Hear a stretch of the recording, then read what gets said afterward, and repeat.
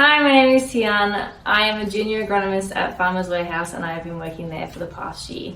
In 2019, I received a scholarship through the BBM community and they gave me an allotted amount of money to go overseas and study in my field, and I decided to go to New Zealand for a month. The reason I chose New Zealand out of all the countries in the world to go to was probably because it was most similar to Australia. In the business that I work in now, I sell a lot of seed to people. One of the reasons why I became an agronomist was because I really liked the idea of paddock to plate. Like, I wanted to know what I had to do in the soil to then get it to that cow, to then get it to the steak dinner, if that makes sense. It was almost like taking that step forward again, in the fact that I could see the stuff that was growing there for seed to then be transported to me, to then give to farmers, to then sow. So it was just another link in the chain.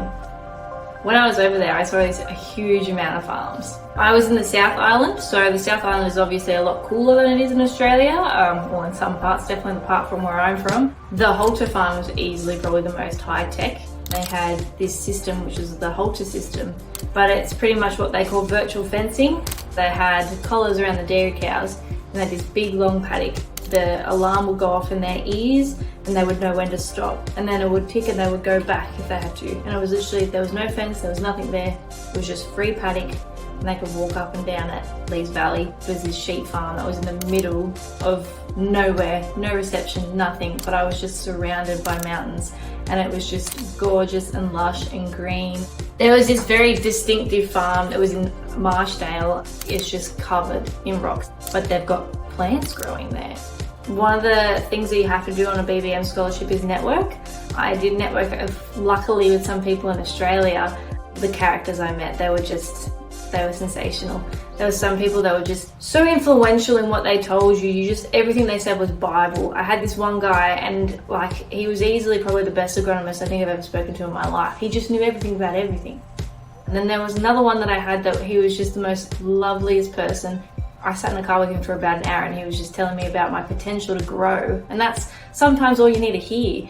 There wasn't one person that I regretted seeing. There wasn't one point of the trip that I wish I didn't do.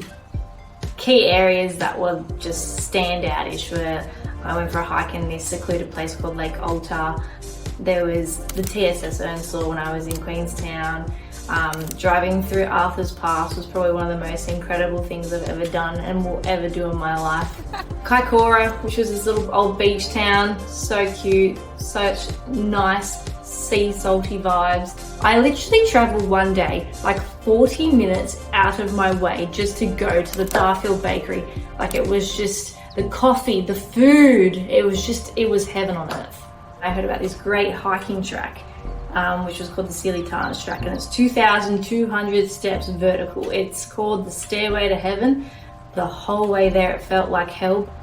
I'm kind of dying already.